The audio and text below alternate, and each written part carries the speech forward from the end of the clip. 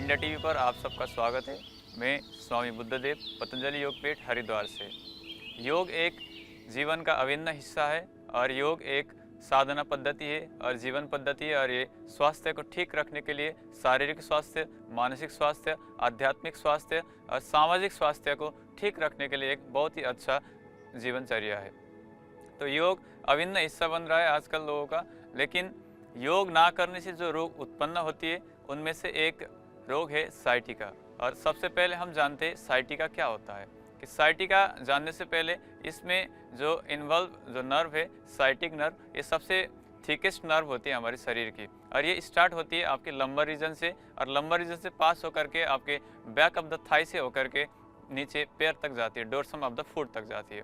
तो जब ये साइटिक नर्व में कंप्रेशन आती है, यानी कि कंस्टिपेशन के कारण से या तो किसी एक्सरसाइज के कारण से जो कंप्रेशन आती है, उस कंप्रेशन के कारण से जो दर्द महसूस होता है वो आपकी बैक ऑफ द यानी कि ग्लूटेल रीजन से शुरू होकर के बैक ऑफ द थाई होते हुए पहले घुटने में फिर नीचे डोर्सम ऑफ द फुट तक रेडिएट होता है और बाद में जा कर के जब इसकी एक्सट्रीमिटी होती है तो ये ड्रफ फुट का रूप ले लेती है, यानी कि पैर चलने में दिक्कत होती है, जिसको हम हिंदी में लंगड़ी बाई भी बोलते हैं। आइए अब हम जानते हैं योग के द्वारा साइटिका को कैसे ठीक करें। तो सबसे पहले हम सूक्ष्म व्यायाम से शुरू करते हैं, यानी कि अपने पैरों को सीधा करके अपने हाथों को पीछे रख लीजिए और जो पैर की उंगलियां हैं इन उंगलियों को ऐसे मूवमेंट करने से आगे पीछे लंबे गहरे श्वासों के साथ फिर इसको फ्लेक्शन और एक्सटेंशन, ये फ्लेक्शन और एक्सटेंशन की जो एक्सरसाइज है जो हम एंकल जॉइंट पे करते, इस एक्सरसाइज से जो मसल्स स्ट्रेंथ होती है, मसल्स स्ट्रेंथ इंप्रूव होती है और जिन मसल्स को साइटिक नर्व सप्लाई कर रही है उन मसल्स में स्ट्रेंथ बढ़ जाती है और इसको हम ऐसे गोल गोल भी घुमा लेते हैं। लंबे गहरे श्वासों के साथ हम इस अभ्यास को करते हैं, पहले क्लॉकवाइज फिर एंटी क्लॉकवाइज।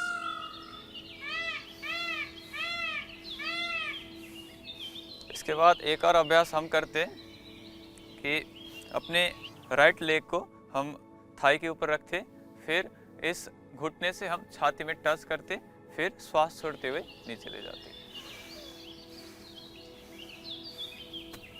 फिर यही जो प्रक्रिया है हम दूसरे पैर से भी करते हैं।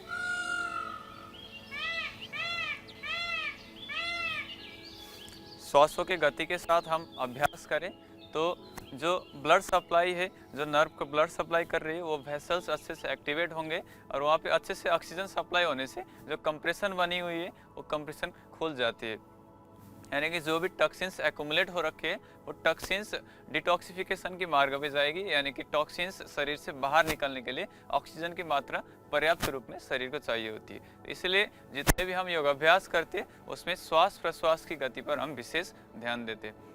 तो ऐसे सूक्ष्म व्यायाम करने के बाद अब हमारी जॉइंट की मोबिलिटी बढ़ चुकी है। अब इसके बाद हम आसनों के अभ्यास कर सकते हैं। तो सबसे पहले आइए हम शुरू करते उष्ट्रासन से। ऐसे घुटने के बल हम खड़े हो जाते और अपने दोनों हाथों को छाती में रख करके श्वास भरते हुए पीछे की ओर मुड़ जाते और थोड़ी देर होल्ड करके रखें, पीछे मुड़ करके।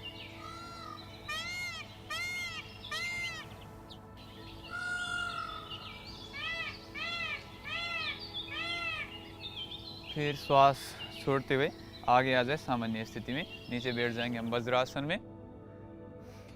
और इस अभ्यास को हम 3 से 4 बार तक कर सकते हैं और ये अभ्यास करने से जितने भी बैक की समस्या है, चाहे वो सर्वाइकल स्पॉन्डिलाइटिस की समस्या हो या तो लंबैकों की दिक्कत हो, लंबर पेन की दिक्कत हो या तो साइटिका की दिक्कत हो, सारी दिक्कत में बहुत अच्छा करता है। बैक हमारे स्पाइन के लिए बहुत अच्छा है यह अभ्यास। और इसी का दूसरा अभ्यास है ये उष्ट्रासन को हम जैसे हमने दाएं हाथ को पीछे ले गए और दाएं पैर को पकड़ लिए पीछे श्वास भरते हुए, ऐसे ही बाएं हाथ को पीछे ले गए और बाएं पैर को पकड़ लिए और होल्ड करके रख लिए थोड़ी देर तक।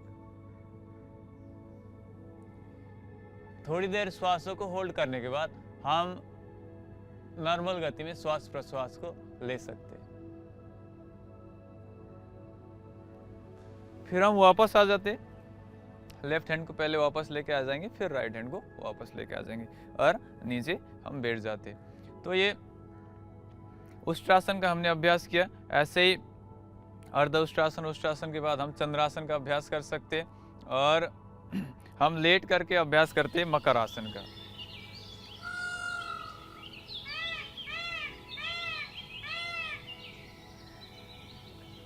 ऐसे लेट करके अपने दोनों हाथों को थोड़ी पर रखें, फिर श्वास भरते हुए एक एक पैर से पीछे हम लोअर बैक पर टच करने की कोशिश करते हैं, लंबे गहरे श्वास प्रश्वास के साथ।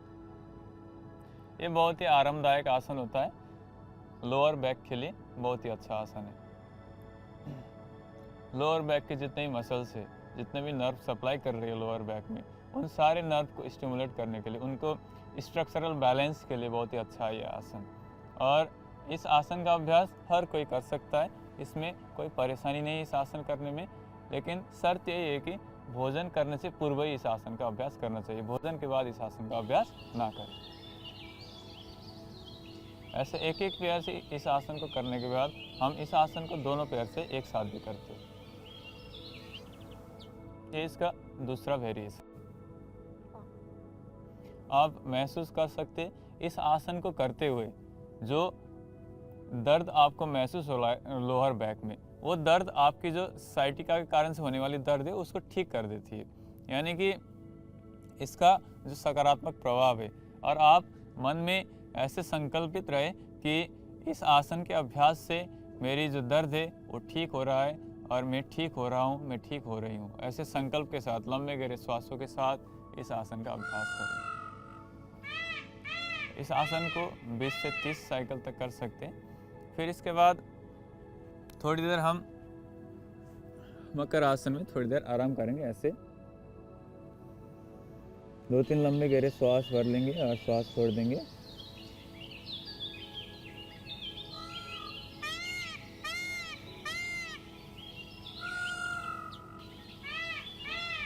फिर इसके बाद हम करते भुजंग आसन का अभ्यास है। भुजंग आसन के 3-4 अभ्यास है। इसमें सबसे पहला कि हम हाथों को अपने छाती के साइड में रखें और श्वास भरते हुए अपने सिर को ऊपर उठाएं और ऊपर की ओर दृष्टि करके रखें। श्वास भर के होल्ड करके रखें। स्पाइन की अलाइनमेंट को ठीक करने के लिए और स्पाइन से रिलेटेड जितने भी दिक्कत हो, चाहे वो सर्वाइकल की हो, चाहे वो लंबर की हो, चाहे वो सैक्रल रीजन की हो, चाहे वो लोअर बैक की हो, सारी दिक्कत को ठीक करने के लिए और स्ट्रक्चरल बैलेंस के लिए भुजंग आसन बहुत ही अच्छा है। और श्वास छोड़ते हुए नीचे आ जाएं। फिर से एक बार श्वास भरते हुए हम ऊपर जाएंगे।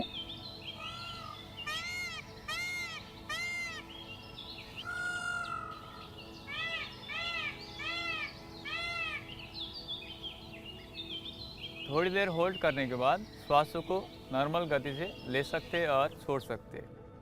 फिर श्वास छोड़ते हुए नीचे आ सकते हैं। ऐसे इसकी अभ्यास हम 5 से 6 बार तक करने के बाद फिर इसका दूसरा अभ्यास है भुजंग आसन का। हमने हाथों को साइड हमने ले लिया और दाएं हाथ के ऊपर बाएं हाथ रख करके फिर उस पर थोड़ी रख लिया। थोड़ी देर हम ऐसे आराम करने के बाद फिर हम सामान्य गति से श्वास को अंदर भरते हुए फिर अपनी छाती को ऊपर उठाते और अपनी दृष्टि ऊपर की ओर करते। इस स्थिति में कुछ समय तक होल्ड करके रखें।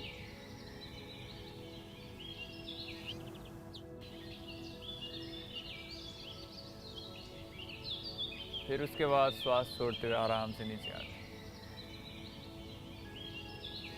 इस अभ्यास को भी हम 5 से 6 बार तक कर सकते हैं।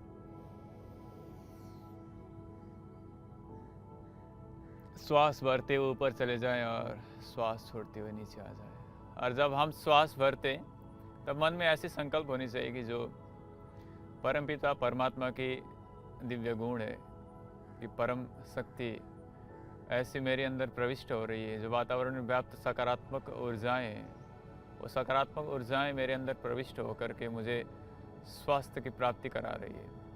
और जब हम श्वास छोड़ते हुए नीचे आते तो मन ही मन संकल्प करें कि मेरे अंदर जो विकार है वो सारे विकार इस प्रश्वास के साथ बाहर निकल रही है। ऐसे हम आइए आप भुजंग आसन का तीसरा अभ्यास करते। अपने हाथों को छाती के साइड साइड में रख करके फिर पीछे से पैरों में भी थोड़ा सा गैप रखें, 1 से 1.5 फुट का फासला पैरों के बीच में। फिर श्वास भरते हुए अपनी छाती को ऊपर उठाएं, फिर पीछे की ओर मुड़ करके देखें, लेफ्ट शोल्डर की ऊपर से राइट पैर की एड़ी पर देखें।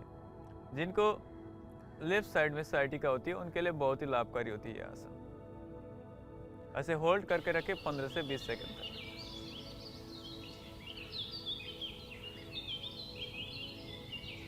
और मन की जो संकल्प शक्ति है उसको बढ़ा करके रखें। इस समय पर जब हम होल्ड करके रखते, आसनों को जब हम होल्ड करते, उस समय पर मन की स्थिति बहुत ही आनंद में होनी चाहिए, सुखमय होनी चाहिए।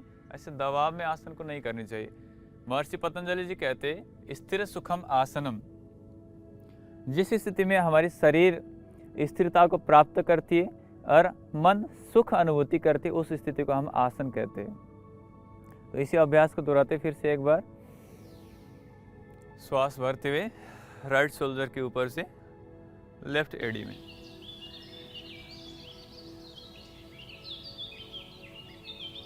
फिर अपने गर्दन को सीधा करके नीचे आ जाएंगे श्वास छोड़ते हुए। फिर से एक बार श्वास भरते हुए लेफ्ट शोल्डर के ऊपर से राइट पैर की एड़ी पर अपनी दृष्टि को बनाए रखिए। मन ही मन संकल्प के साथ कि मेरी जो लोअर बैक में दर्द है वो दर्द ठीक हो रही है, उस दर्द में आराम मिल रहा है।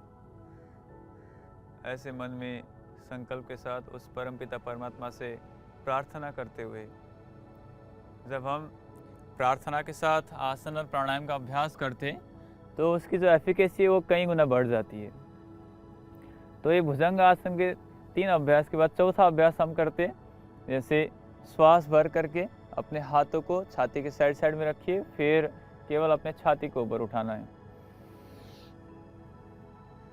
और इस स्थिति में होल्ड करके रखनी है थोड़ी देर तक, 15 से 20 सेकंड तक। 15 से 20 सेकंड होल्ड करने के बाद श्वास छोड़ते हुए फिर नीचे आ जाए। भुजंग आसन के बाद हम अभ्यास करते सलाव आसन का। इसके लिए अपने दोनों हथेली को अपने जंघाओं के नीचे ले जाएं, अपनी थोड़ी को जमीन पर रखें और श्वास भरते हुए अपने दाएं पैर को ऊपर उठाएं। घुटने सीधे रखनी चाहिए इस आसन के अभ्यास करते हुए, घुटने को ना मोड़ें और अपने पंजे, जो पैर के पंजे उसको खींच करके रखें।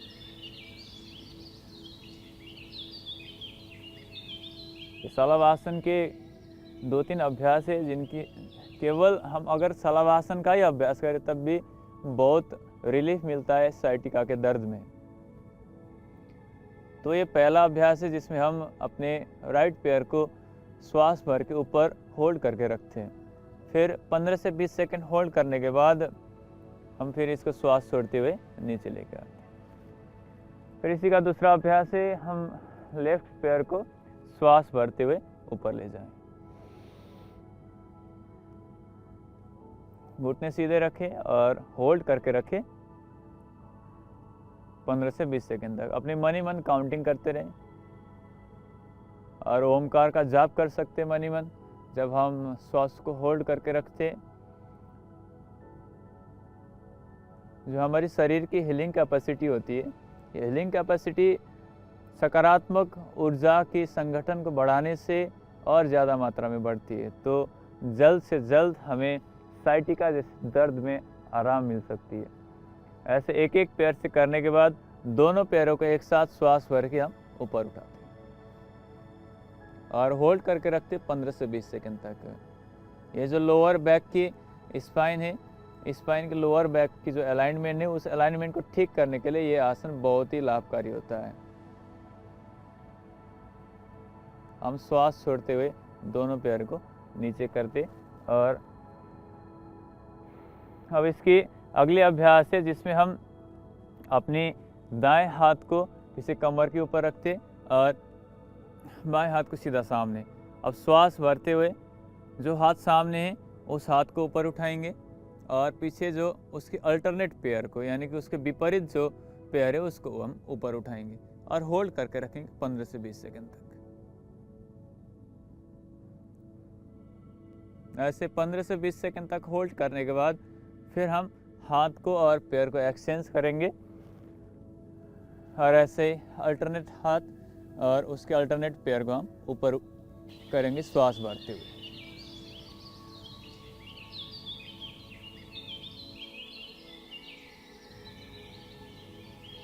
ऐसे श्वास छोड़ते हुए फिर दोनों हाथों को पीछे एक दूसरे से पकड़ करके अब हम बात करने वाले अगले अभ्यास शलभासन का, जो अंतिम अभ्यास भी है। श्वास भरते हुए हम हाथों को पीछे खींच करके फिर सामने से छाती को उठाएंगे और पीछे से दोनों पैर को खींच करके उठा के होल्ड करके रखते हैं 15 से 20 सेकंड तक।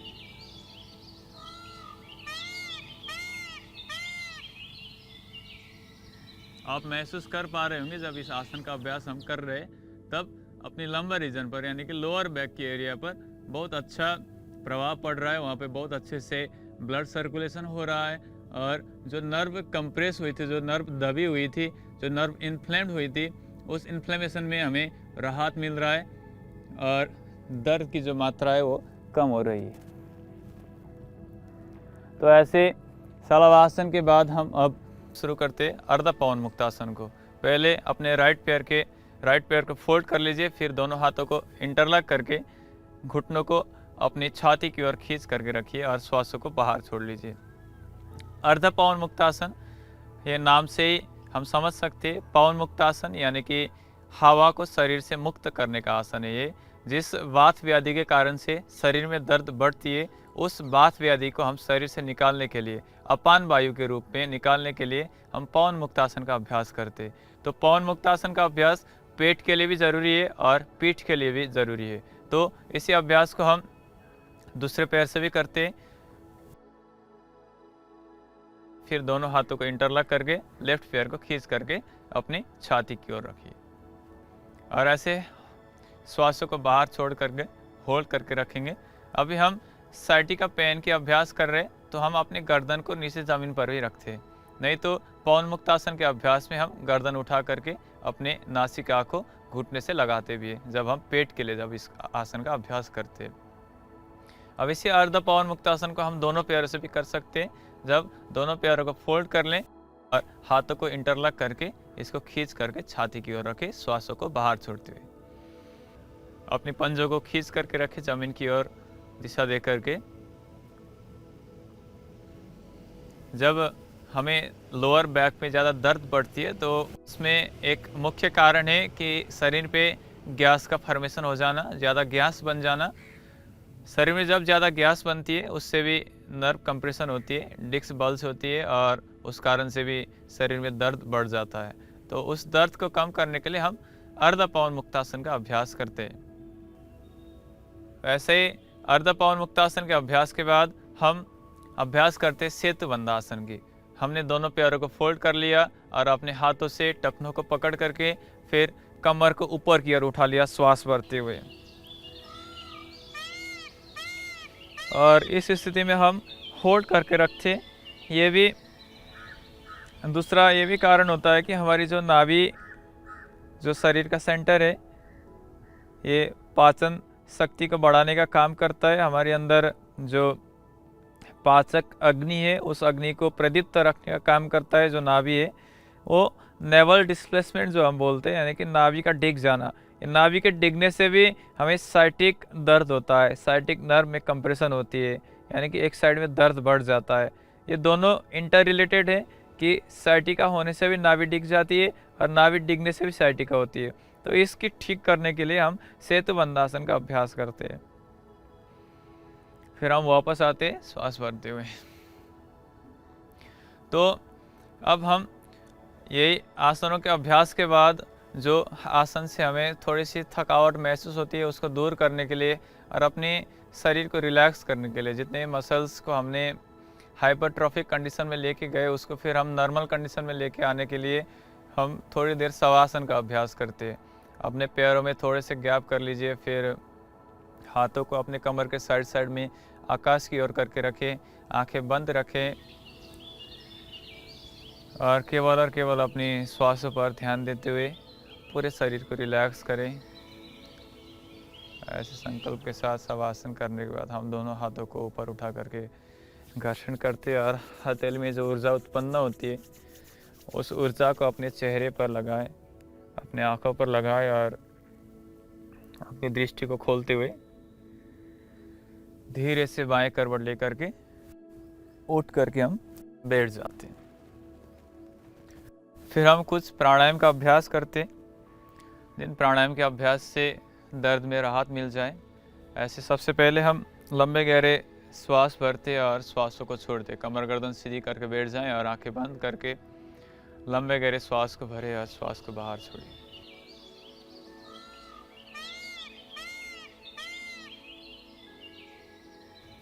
बिल्कुल सामान्य गति से श्वास को अंदर भरना है और श्वास को बाहर छोड़ना है। तस्मिन् सति श्वास प्रश्वास और गति विच्छेद प्राणायाम। जब हम आसन का अभ्यास करते हैं उसके बाद श्वास और प्रश्वास की जो सामान्य गति है उसमें हम अल्टर करके उसकी जो गति को हम विच्छेद कर लेते हैं, उस स्थिति को हम प्राणायाम बोलते हैं।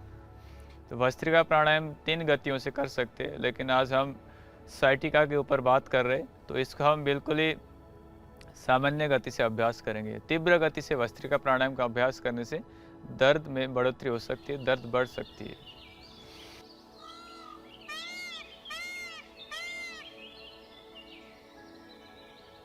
ऐसे भस्त्रिका प्राणायाम का अभ्यास करने के बाद हम 2-3 लंबे गहरे श्वास भर लेते हैं और श्वास छोड़ने के बाद हम कपालभाति का अभ्यास करते हैं। साइटिका एक वात व्याधि है, तो हम वात व्याधि को ठीक करने के लिए प्राणायाम के अभ्यास के समय पे हम विशेष मुद्राओं का अभ्यास भी कर सकते हैं। जैसे वायु मुद्रा, जिसमें हम अपने इंडेक्स फिंगर को अपने अंगूठे के नीचे दबा करके रखते और इस वायु मुद्रा के अभ्यास करने से जो भी वात व्याधि है उस वात व्याधि को निराकरण कर सकते हैं। ये मुद्राएं अपनी एनर्जी चैनल्स को स्टिमुलेट करती है और शरीर में ऊर्जाओं का संचार करती है। ऐसे मुद्राओं के अभ्यास के साथ हम प्राणायाम का अभ्यास करते हैं। आइए दूसरा प्राणायाम कपालभाति प्राणायाम, जिसमें हम पेट को बलपूर्वक धक्का दे करके श्वास को बाहर छोड़ते हैं। कपालभाति प्राणायाम का अभ्यास करने से जो सेल्स में टी जनरेशन हुआ है उन सेल्स में रीजेनरेशन होना शुरू हो जाती है और रिजुमिनेट हो जाती है सेल्स।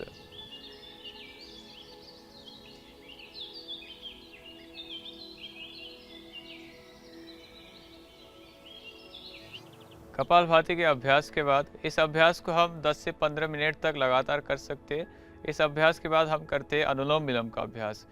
दोनों हाथों की इसी मुद्रा पे रहेगी, आपके लेफ्ट हैंड घुटनों के ऊपर रहेगी और जो राइट हैंड है उसके अंगूठे से आप राइट नोस्ट्रिल्स को बंद करेंगे आप और लेफ्ट नोस्ट्रिल से श्वासों को अंदर भर लेंगे।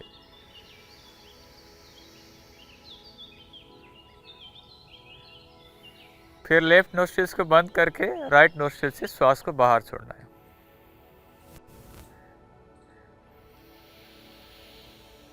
फिर इसी प्रक्रिया को हम कंटिन्यू रखेंगे।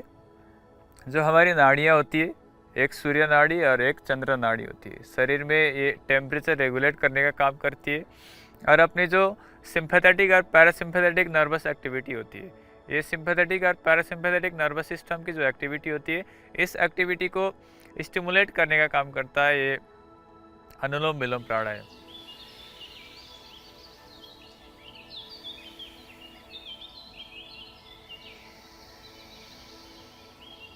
ऐसे जब हम बाएं नासिका से श्वास को अंदर भरते तो जो हमारी ब्रेन की राइट हेमिस्फीयर है वो एक्टिवेट होती है और जब हम राइट नोस्ट्रिल से श्वास को अंदर भरते हैं तो जो ब्रेन की लेफ्ट हेमिस्फीयर है वो एक्टिवेट होती है और अपनी ब्रेन की दोनों हेमिस्फीयर एक्टिवेट होने से हमारी जो स्ट्रेस लेवल है वो स्ट्रेस लेवल कम होती है और स्ट्रेस लेवल कम होने से हमारी दर्द में भी कम होती है। जितने भी पेन रिसेप्टर है ब्रेन की ये एक्टिवेट होते अनुलोम विलोम के अभ्यास से। आइए अब अनुलोम विलोम के अभ्यास के बाद हम करते हैं भ्रामरी प्राणायाम का अभ्यास। भ्रामरी प्राणायाम में हम ओमकार का नाद करते और पहले हम अंगूठे से कान को बंद करेंगे, फिर कान को बंद करने के बाद हम दोनों उंगलियों को, दोनों पहले इंडेक्स फिंगर को हम अपने आज्य चक्र के आसपास रखते, फिर जो शेष 3 उंगलियां हैं उससे हम आंखों के सामने रख करके आंखों को बंद करते। फिर हम लंबे गहरे श्वास भर करके हम मुख को भी बंद करके रखते और ओमकार का नाद करते नासिका से।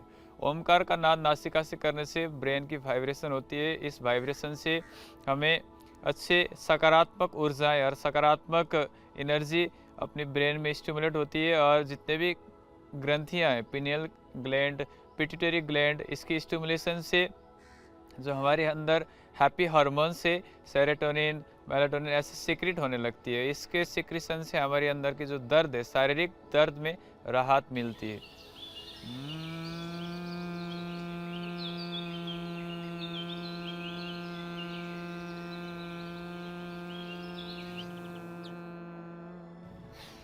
आइए अब भ्रामरी प्राणायाम के बाद हम करते उद्गीत प्राणायाम, जिसमें हम ओमकार का उच्चारण करते लंबे गहरे श्वासों के साथ। मन ही मन ऐसे संकल्प ले कि मेरी शरीर की सारी भी व्याधियाँ, बीमारियाँ, दुख, दर्द सब ठीक हो रहा है।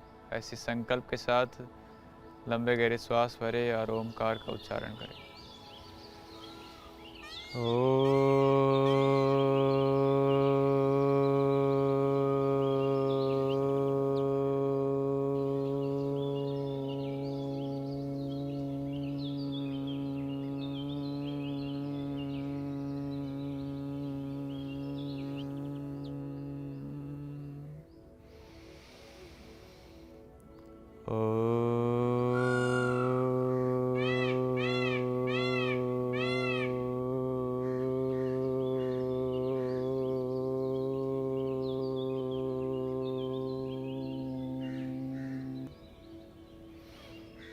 अब कुछ क्षण के लिए मौन होकर के अपने शरीर का अवलोकन करें। दृष्टा भाव से अपनी इंद्रिय, मन, शरीर, बुद्धि को देखें। शास्त्र में कहते हैं कि न तस्य रोगो न जरा न मृत्यु प्राप्तस्य योगाग्नि अयम शरीरम। यानी कि जो अपने मन, इंद्रिय, शरीर को इस योग रूपी अग्नि में तपाता है, उसको न किसी प्रकार की रोग लगती है, न उसको बुढ़ापा का भय रहता है। तो ऐसे आज हमने बात किया साइटिका के ऊपर। और आइए दोनों हाथों को ऊपर करके घर्षण करें और अपने चेहरे में, आँखों में उस ऊर्जा से आप्लावित करते हुए अपने आँखों को खोल दें।